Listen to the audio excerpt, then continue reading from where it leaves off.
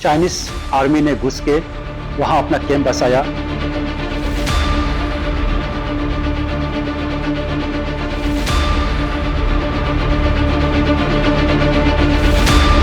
যে নরেন্দ্র মোদী অখণ্ড ভারত গঠনের স্বপ্ন দেখিয়ে হিন্দুত্বের আবেগকে কাজে লাগিয়ে দিল্লির মসনদে বসেছিলেন, আজ তার সেই স্বপ্নের সমাধি রচিত হচ্ছে হিমালয়ের বরফ শীতল চূড়ায়। এ অরুণাচল প্রদেশ থেকে এমন এক ভয়ঙ্কর খবর সামনে এসেছে যা শুনে প্রতিটি ভারতীয়র পায়ের তলার মাটি সরে যাবে। অরুণাচলের এক প্রভাবশালী নেতা দাবি করেছেন, চীনা সেনাবাহিনী ভারতের ৬০ কিলোমিটার ভেতরে ঢুকে শুধু জায়গায় দখল করেনি, সেখানে তারা স্থায়ী ক্যাম্পও নির্মাণ করেছে। আর ভারতের শক্তিশালী সেনাবাহিনী কি করছে? তারা অসহায় দর্শকের মতো দাঁড়িয়ে দাঁড়িয়ে দেখছে যে মোদি পাকিস্তানকে ঘরে ঢুকে মারার হুঙ্কার দেন, আছে মোদির শাসনামলেই চীন ভারতের ঘরে ঢুকে বসে পড়েছে। কিন্তু যদি চীনের সেনাবাহিনী সত্যি ভারতের ৬০ কিলোমিটারের ভেতরে ঢুকে পড়ে, তবে ভারতের ৫৬ ইঞ্চির ছাতিওয়ালা প্রধানমন্ত্রী এবং তার সেনাবাহিনী কেন পুরোপুরি চুপ? তারা কি চীনের ভয়ে এতটাই ভীত? অরুণাচলের স্থানীয় নেতারাই বা কেন এ ভয়ঙ্কর সত্য ফাঁস করতে বাধ্য হচ্ছেন? আর অখণ্ড ভারতের স্বপ্ন দেখানো মোদির জন্য এটা কি তার রাজনৈতিক জীবনের সবচেয়ে বড় ব্যর্থতা এবং অপমান নয়? আজ আমরা সেই অধ্যায়ের ব্যবচ্ছেদ করব, যেখানে ভারতের বিশ্বগুরু হওয়ার স্বপ্ন চীনের বুটের তলায় পিষ্ট হয়েছে। এই গল্পের প্রেক্ষাপট বুঝতে হলে আমাদের ফিরে যেতে হবে ১ দশক আগে, যখন নরেন্দ্র মোদী ভারতের প্রধানমন্ত্রী হিসেবে প্রথমবার শপথ নিয়েছিলেন। তিনি শুধু উন্নয়নের প্রতিশ্রুতি দেননি, তিনি ভারতীয়দের দেখিয়েছিলেন এক নতুন আরও বড় স্বপ্ন, অখণ্ড ভারতের স্বপ্ন। এই স্বপ্নের অর্থ ছিল আফগানিস্তান থেকে মিয়ানমার পর্যন্ত এক বিশাল হিন্দু সাম্রাজ্য প্রতিষ্ঠা করা, যেখানে ভারত হবে একচ্ছত্র অধিপতি। তার দল বিজেপি এবং তাদের আদর্শিক গুরু RSS এর প্রচারণায় এ ধারণাটি কোটি কোটি ভারতীয়দের মনে গেঁথে দেয়া হয়। শক্তিশালী ভারত, আত্মনির্ভর ভারত, বিশ্বগুরু ভারত, এইসব স্লোগানের বন্যায় ভাসিয়ে দেওয়া হয় পুরো দেশকে। পাকিস্তানকে কথায় কথায় হুমকি দেওয়া, সার্জিক্যাল স্ট্রাইকের নাটক সাজানো এবং অভ্যন্তরীণ রাজনীতিতে মুসলিমদের কোণঠাসা করে একটি উগ্র হিন্দু জাতীয়তাবাদের বেলুন ফোলানো হয়।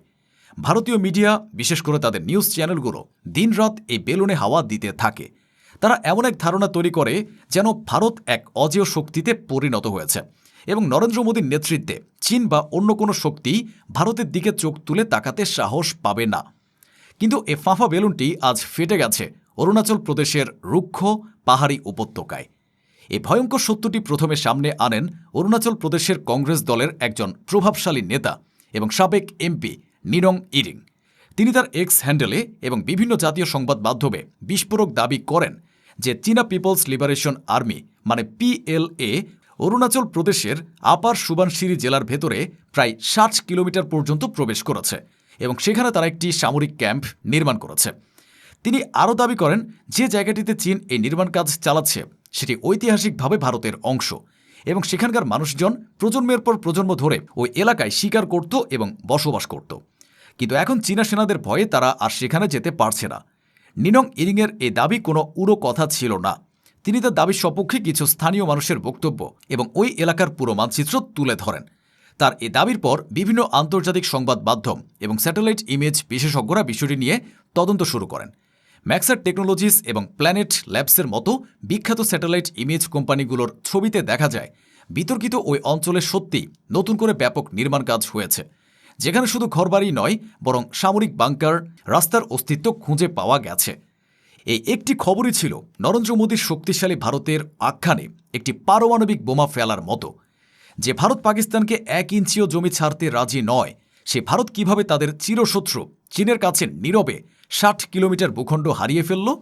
সবচেয়ে অবাক করার এবং লজ্জাজনক বিষয়টি হল এই ভয়ঙ্কর খবরের পরও ভারত সরকার এবং তাদের সেনাবাহিনীর প্রতিক্রিয়া। তারা এই খবরটিকে সরাসরি অস্বীকার বা স্বীকার কোনোটিই করেনি।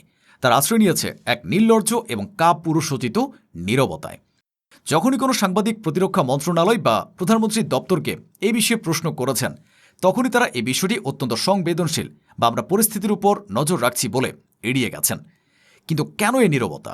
কেন ভারতের ৫৬ ইঞ্চির ছাতিওয়ালা প্রধানমন্ত্রী তার দেশের ভূখণ্ড হারানোর মতো একটি বিষয়ে মুখ খুলতে ভয় পাচ্ছেন? এর পেছনে রয়েছে কয়েকটি কঠিন এবং অপমানজনক কারণ। প্রথম কারণ হল ভয়। ভারত সরকার এবং তাদের জেনারেলরা ভালো করে জানেন যে চীনের সাথে একটি পূর্ণাঙ্গ সামরিক সংঘাতে যাওয়ার ক্ষমতা তাদের নেই। 2020 সালের গালওয়ান উপত্যকার সংঘর্ষে যেখানে কোনো আগ্নেয়াস্ত্র ব্যবহার ছাড়াই চীনা সৈন্যরা পিটিয়ে 20 জন ভারতীয় সৈন্যকে হত্যা করেছিল, সে ঘটনায় তাদের সামরিক দুর্বলতাকে চোখে আঙুল দিয়ে দেখিয়ে দিয়েছে। দ্বিতীয় কারণ হল ইমেজ সংকট। নরেন্দ্র মোদী তার পুরো রাজনৈতিক ক্যারিয়ার গড়ে তুলেছেন একজন শক্তিশালী এবং দেশপ্রেমিক নেতা হিসেবে। তার সমর্থকরা বিশ্বাস করেন মোদির হাতে দেশ সুরক্ষিত। এখন যদি তিনি স্বীকার করেন যে তার শাসনামলেই চীন ভারতের 60 কিলোমিটার জায়গা দখল করে নিয়েছে, তাহলে তার সেই লৌহ মানবের ইমেজ এক মুহূর্তে ধুলোয় মিশে যাবে এবং দেশ জুড়ে তীব্র সরকার বিরোধী আন্দোলন শুরু হবে। তৃতীয় কারণ হল চূড়ান্ত অসহায়ত্ব। বাস্তবতা হল ভারতের কাছে চীনের এ আগ্রাসন ঠেকানোর মতো কোনো কার্যকর সামরিক বা কূটনৈতিক উপায় নেই। সামরিকভাবে তারা চীনের চেয়ে অনেক পিছিয়ে, আর কূটনৈতিকভাবে রাশিয়া এখন চীনের ঘনিষ্ঠ মিত্র। এবং পশ্চিমা বিশ্ব, বিশেষ করে আমেরিকা, ইউক্রেন এবং মধ্যপ্রাচ্য নিয়ে এতটাই ব্যস্ত যে তারা ভারতের জন্য চীনের সাথে সরাসরি বিবাদে জড়াতে চাইবে না। অরুণাচলের এই ঘটনা কোনো বিচ্ছিন্ন ঘটনা নয়। এটি হলো গত কয়েক বছর ধরে চীনের কাছে ভারতের ধারাবাহিক পরাজয়ের ইতিহাসের একটি নতুন আরও লজ্জাজনক অধ্যায়। এ ধারার সূচনা হয়েছিল 2020 সালের গালওয়ান উপত্যকায়। সে সংঘর্ষের পর ভারত তার 20 জন সৈন্যকে হারায় এবং গালওয়ান নদীর তীরবর্তী একটি গুরুত্বপূর্ণ স্ট্র্যাটেজিক পয়েন্টের নিয়ন্ত্রণ চীনের হাতে চলে যায়। এরপর থেকে লাদাখের ডেমচোক এবং দেবসাং সমভূমিতেও চীন ধীরে ধীরে ভারতের টহল দেওয়ার এলাকাগুলোকে সংকুচিত করে এনেছে। গালওয়ানের পর ভারত ভেবেছিল তারা হয়তো চীনকে একটি উচিত শিক্ষা দিয়েছে, কিন্তু অরুণাচলের ঘটনা প্রমাণ করে দিল যে পরিস্থিতি আসলে বদলায়নি, বরং আরও খারাপ হয়েছে। 1962 সালে ভারত যুদ্ধে হেরেছিল, কিন্তু তারা লড়াই করেছিল।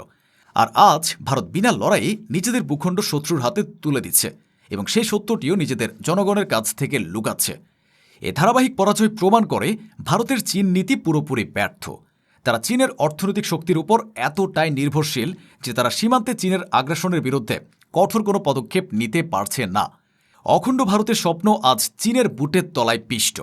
যে উগ্র জাতীয়তাবাদ এবং ফাঁফা স্লোগান দিয়ে নরেন্দ্র মোদী ভারতকে বিশ্বগুরু বানানোর স্বপ্ন দেখিয়েছিলেন, সে জাতীয়তাবাদ আজ নিজের দেশের ভূখণ্ড রক্ষা করতেও ব্যর্থ। অরুণাচলের 60 কিলোমিটার জায়গা হারানো শুধু একটি ভূখণ্ডের পরাজয় নয়, এটি একটি অহংকারী নেতার মতাদর্শের পরাজয়। এটি প্রমাণ করে শুধু ধর্মীয় বিভাজন আর অতীতের গৌরব নিয়ে চিৎকার করে কোনো দেশ শক্তিশালী হতে পারে না। শক্তিশালী হতে হলে প্রয়োজন বাস্তববাদী পররাষ্ট্রনীতি, আধুনিক সামরিক সক্ষমতা এবং সত্যকে স্বীকার করার সাহস, যার প্রতিটি ক্ষেত্রে মোদী সরকার শোচনীয়ভাবে ব্যর্থ হয়েছে। নরেন্দ্র মোদীর অখণ্ড ভারতের স্বপ্নের এক করুণ পরিণতি নিয়ে আপনারা কি ভাবছেন? নিজ দেশের 60 কিলোমিটার জায়গা শত্রুর হাতে চলে যাওয়ার পরও একটি সরকারের এই নীরবতা কি লজ্জাজনক নয়? কমেন্ট বক্সে আপনাদের মতামত জানান।